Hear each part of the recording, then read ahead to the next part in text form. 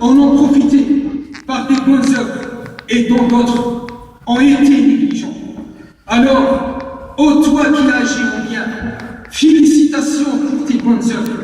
Sois donc assidu jusqu'à la fin. Et ô toi qui as mal agi, remets-toi donc en question et cherche à rattraper ce que tu as manqué dans les jours qu'il reste.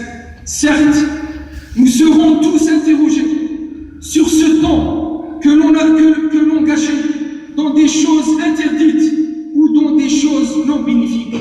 Alors, chers frères et sœurs, jusqu'à quand allons-nous rester dans cette situation? Perte de temps, négligence, regards et paroles interdites et toutes sortes de péchés. Le problème que l'on a, c'est que nous ne connaissons pas réellement la valeur du temps libre, de la santé, de la jeunesse, de la richesse et de la vie que lorsqu'on les perd. Alors, nous devons donc profiter de ces bienfaits avant qu'il ne soit trop tard. Nous devons essayer de rendre les jours restants meilleurs que les jours passés. Chers frères et chères sœurs, Allah tabaraka wa ta'ala, Allah jalla jalaluhu, t'a honoré en créant pour toi les cieux et la terre, et il a préparé pour toi le paradis si tu crois et œuvres dans le bien. Comment donc tu acceptes d'être infidèle de Satan alors qu'Allah tabaraka wa ta'ala l'a maudit et l'a fait sortir du paradis pour toi? En effet, il a refusé de se prosterner devant ton père Adam. Par orgueil, chers frères, chers jeunes, il y a une question qui revient chaque année. Pourquoi nous ne profitons pas du mois de Ramadan comme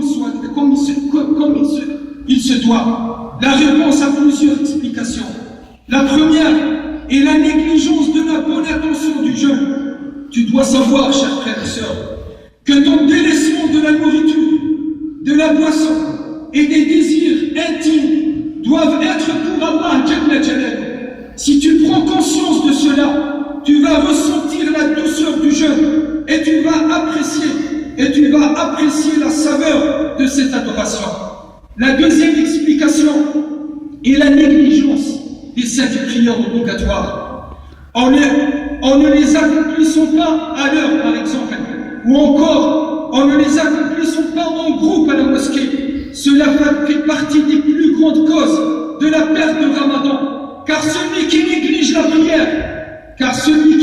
la prière négligera forcément les autres adorations, dont le jeûne. On craint pour cette personne que son jeûne ne soit pas du tout accepté auprès d'Allah tabaraka wa ta'ala. La troisième explication est le fait de veiller pour des choses futiles ou pire encore dans des choses interdites. Beaucoup de personnes veillent toute la nuit dans des discussions non bénéfiques ou encore en regardant des films ou des matchs, c'est la saison, ou bien d'autres choses. Il se peut qu'ils veillent la nuit entière sans avoir lu même pas un verset. Et cela est une grande perte. La quatrième explication est le fait de reporter les choses à plus tard. Cette maladie qui a gâché nos vies, même dans les meilleurs moments comme le mois de Ramadan, bien que nous ne savons pas si l'on vivra un autre mois de Ramadan. Pour conclure, le mois n'est toujours pas fini. Il n'est donc pas trop tard pour se rattraper en faisant des efforts dans l'adoration d'Allah Jalla Jalaluhu et dans le délaissement des péchés. Wallahu tabaraka wa ta'ala a'la wa a'lam. نسأل الله تبارك وتعالى أن يحسن عاقبتنا في الأمور كلها. اللهم أحسن عاقبتنا في الأمور كلها. اللهم أحسن عاقبتنا في الأمور كلها. اللهم أعنا على ذكرك وشكرك وحسن عبادتك. اللهم اجعل خير أعمالنا أواخرها وخير أعمالنا خواتمها وخير أيامنا يوم نلقاك فيه يا رب العالمين. اللهم أعتق رقابنا من النار.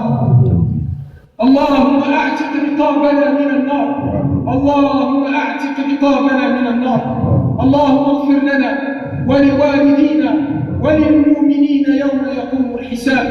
اللهم أعز الإسلام والمسلمين وكل إخواننا المستضعفين في سوريا وفي فلسطين وفي بورما وفي سائر البقاع يا إله الأولين والآخرين. ربنا آتنا في الدنيا حسنة وفي الآخرة حسنة وقنا عذاب النار.